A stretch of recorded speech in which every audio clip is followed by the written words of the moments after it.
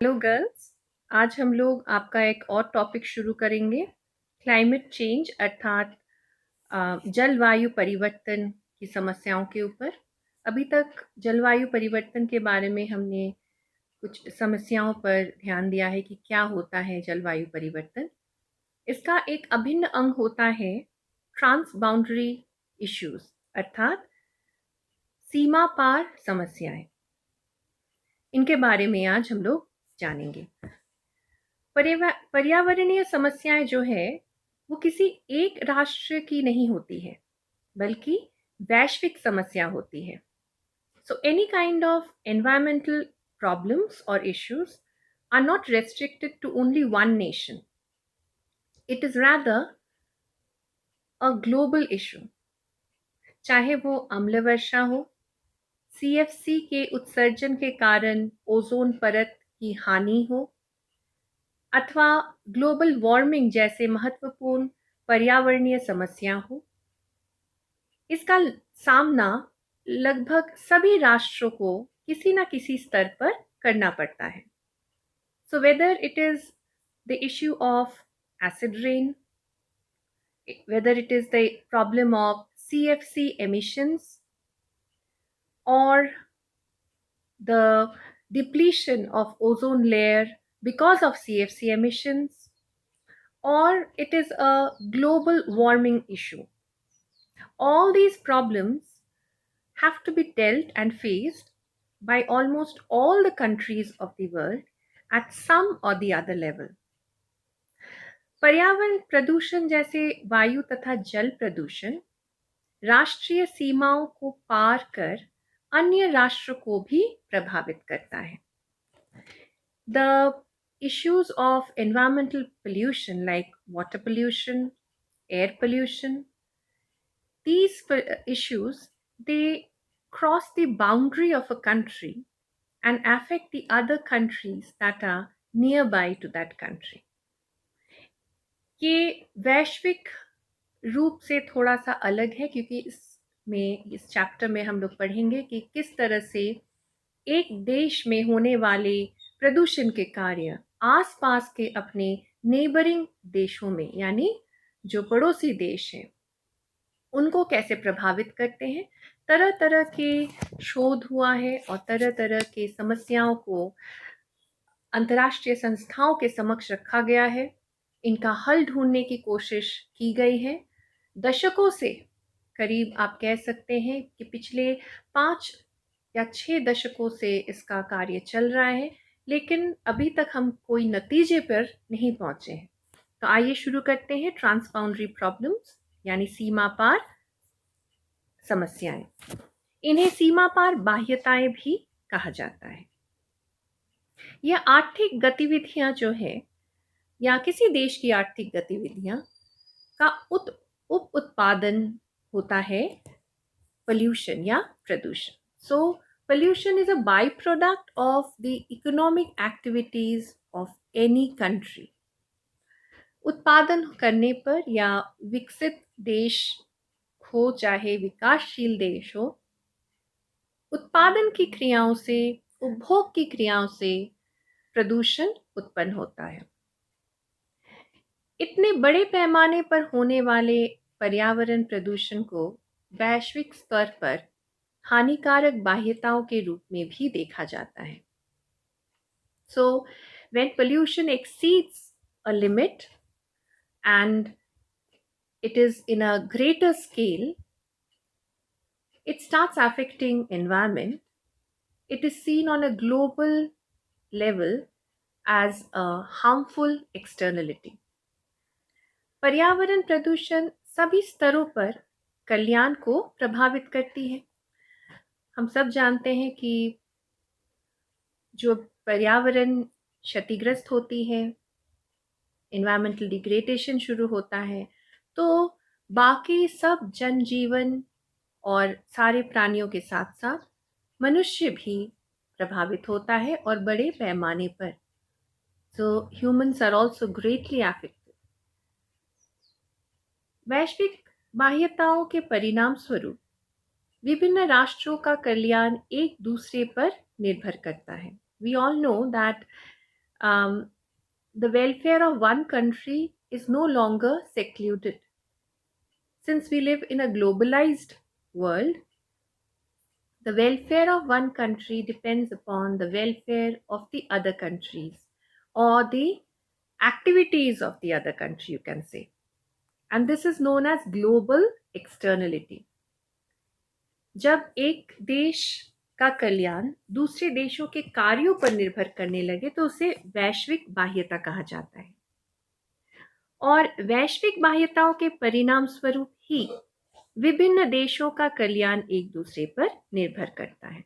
तो अगर एक देश ऐसा कोई भी कार्य करे जिससे कि दूसरे देश को क्षतिग्रस्त होना पड़े, दूसरे देश के पर्यावरण को क्षति पहुंचे, तो इसको हम कल्याणकारी कार्य नहीं कहेंगे। वैश्विक बाह्यताओं के विभिन्न, आप कह सकते हैं, स्तर होते हैं। विश्व स्तर पर अगर हम देखें तो ये पाएंगे कि बाह्यताओं का उत्पादन सिर्फ उत्पादक अथवा उपभोक्ताओं के द्वारा ही नहीं होता है। विभिन्न राष्ट्रों की सरकार भी पर्यावरण प्रदूषण फैलाने में अच्छा खासा योगदान करती है। जैसे उदाहरण के लिए मैं कह सकती हूँ कि नियमों, न्यूनतम पर्यावरण स्तर संबंधी अंतर्राष्ट्रीय नियमों व कानूनों का कितनी सख्ती से पालन हो रहा है। कारखानों अथवा नदियों, समुद्र में कितना अपशिष्टों का आप कह सकते हैं प्रवेश हो रहा है या बहाना हो रहा है। इस पर भी बहुत कुछ निर्भर करता है कि दूसरे देशों को इससे कितनी बड़ी क्षति पहुंच रही है। So if we see that at a global level, the externalities do not depend upon only the production activities or the consumption activities. हम नहीं कह सकते कि उत्पादन या उपभोग क्रियाओं तक ही ये सीमित है। Rather, it is a much bigger issue when it comes to the question of what kind of restrictions, what kind of law, rules and regulations and acts, environmental acts are imposed and enacted in a country. To what extent the laws are taken strictly, imposed strictly and followed by the citizens and by the government officials. That also tells us as to how much of pollution a particular country will be producing. These laws, how well these laws of polluting the soil, the river, the sea is being enacted and implemented. तो कितनी सख्ती से ये कानून जो प्रदूषण को रोकथाम करने के लिए बनाई जाती है विश्व स्तर पर या देश के स्तर पर भी, एक देश की सरकार कितनी हद तक, कितनी सख्ती से इन कानून को लागू करती है और कितनी सख्ती से इसका पालन करवाती है अपने देश के नागरिकों से, ये एक बहुत महत्वपूर्ण विषय होता है। कई ऐसे केसेस आप देखेंगे जैसे कि मेडिटेरेनियन जो एरिया है वहाँ पे सीमा पार समस्याएं बहुत ज़्यादा होने लगी हैं और जिसके कारण जो वहाँ के प्राणी है, जो जीव जंतु हैं, उनमें से काफ़ी सारे स्पीशीज एक्सटिंक्ट हो रहे हैं, अर्थात लुप्त होते जा रहे हैं। इसी तरह से रशिया के आसपास का जो रिवर बेसिन है, डिप्रो रिवर बेसिन है, ये रिवर बेसिन के जो समस्या है वो काफ़ी साल से चलता आ रहा है, क्योंकि कुछ ऐसे लोग हैं, कुछ ऐसे उस रिवर में, उस नदी में ऐसे चीज़ों को बहाया जा रहा है जिससे उस नदी की जो प्राणी हैं उनको क्षति पहुंच रही है और वो पानी भी दूषित होते जा रहा है। जो भी वो पानी पीता है उनके लिए एक स्वास्थ्य समस्या खड़ी हो जाती है। इस तरह की एक दो नहीं, सैकड़ों, हजारों, लाखों समस्याएं हर साल सामने आती हैं। ये समस्या है क्या, इसको पहले हम लोग अब समझें। ये वो बाह्यताएं हैं या समस्याएं हैं जो अंतर्राष्ट्रीय स्तर पर लागत अथवा लाभ का सृजन करती है। जैसे एक देश में सल्फर डाइऑक्साइड के उत्सर्जन के कारण दूसरे देश में अम्ल वर्षा हुई, तो ये एक उदाहरण होता है।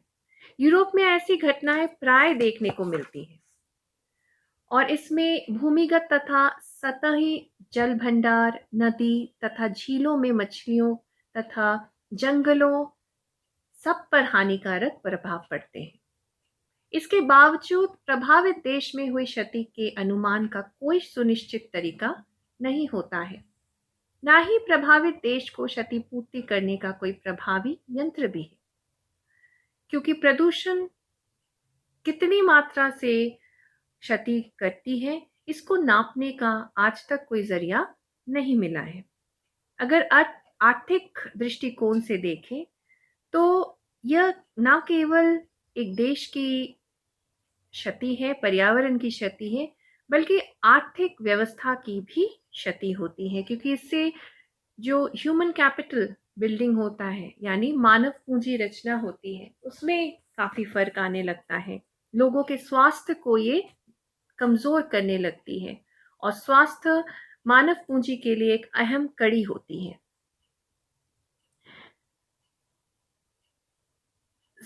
सत्य तो यह है कि अम्ल वर्षा जैसी पर्यावरणीय बाह्यता पारस्परिक क्षति का ज्वलंत उदाहरण है। एसिड रेन्स आजकल आप देखेंगे कि हर जगह हो रही है और वहां पे भी होती है जहां पे कोई उत्पादन की क्रियाएं ही नहीं है। गांव जैसे शुद्ध वातावरणीय जगहों पर भी ये पाया जाता है।